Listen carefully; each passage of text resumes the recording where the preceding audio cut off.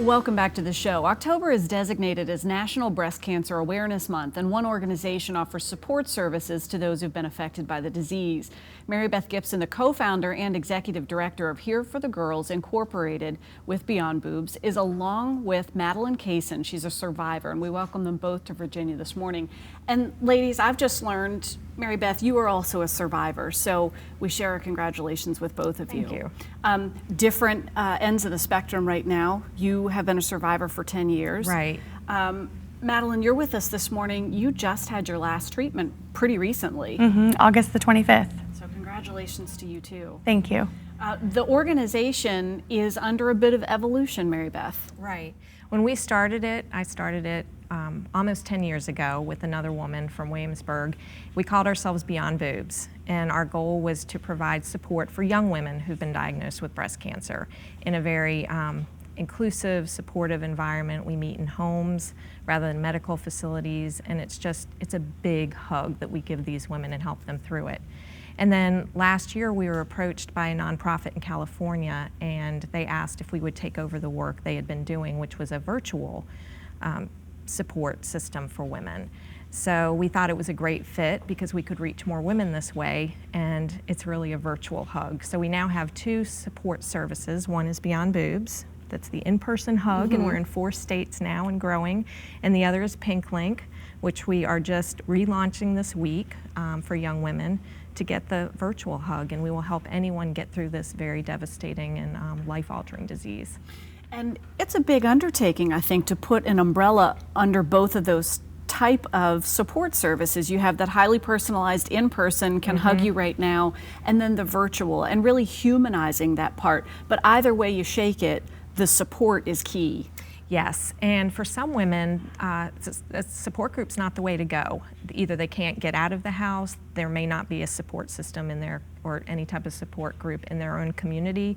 So this is a way for them to connect with women on an intimate level, a private setting, and we've created more of a natural setting for them. It's more like a retreat than a medical type of website. So it's pretty cool. Pretty important. Madeline, how did you find this resource in the community? I found it out through a friend and pretty much started the week after I got my first chemotherapy treatment. And without those girls, I don't know if I could have gotten through it. I have not been through this, but in meeting wonderful women like you, I can only imagine that when a diagnosis comes, it's just the beginning of, you haven't even crested the hill to start the roller coaster ride. So it must be particularly overwhelming. It was. It's funny that you say that because I started treatment the first week of my son's school, and I ended treatment the first week of my son's school this year, so it was an exact year. But going back to the support that I received from the ladies that are in our support group here in Richmond, I would text them when I wasn't feeling good, and they would just say, "You're a rock star, you have this," and just hearing that support, I knew that if they could get through what they went through, then I could get through it too. So it really does make all the difference. And it doesn't last forever. Yeah. Mary Beth, you shared 10 years survivor. It's changed, has the community changed a lot in terms of support and survivorship? I don't know that there has been a whole lot in terms of that. I think what has changed, not in the past 10 years, but my mother was a survivor as well as my grandmother. We were all diagnosed at the age of 40. People are talking about it and the resources are there in a way that weren't for people in the past. But since we've started, I've seen just more of a focus on the young women because there are more and more young women being diagnosed, and a lot of people don't know that it's also a young person's disease. It's not your grandmother's disease anymore. And when you say young women, what type of age spectrum is that? The youngest woman we worked with was diagnosed at 23. And the group that we work with are 20s, 30s, and 40s. So anyone diagnosed 50 and under would be a good fit for us. And so knowing that you had that family history, this was something that you were looking for, maybe? Yes, I was being very diligent about going for my annual mammogram, but I had a couple risk factors that I didn't know about. Dense breast tissue is a huge risk factor, as well as it makes it harder to detect.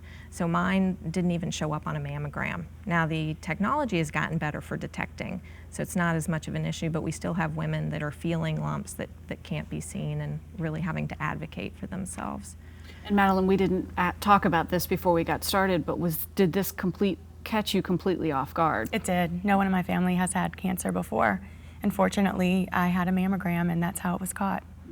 So the importance cannot be underlined enough to make sure. I was reading through the notes. There's also a special calendar to live by 2017. Tell us about that really quickly, Mary Beth. This is our 10th. It's a project we do every year, and it's more than just a calendar. It's actually a breast health guide disguised as a calendar. So it's full of information on health, because we're not about breast cancer, we're about health and healing.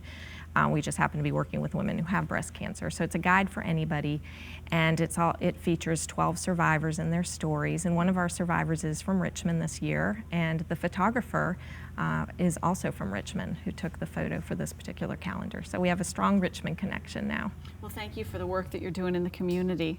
And congratulations on both survivorship and the evolution, and thanks for the work that you're doing in the community. Thanks for letting us talk about it. It's our pleasure. We're going to share some information with you. For more info on the organization and the resources that it offers, we'll put a link on WTVR.com/VTM by early this afternoon. Thank you both very much, ladies. Appreciate it. Thank you.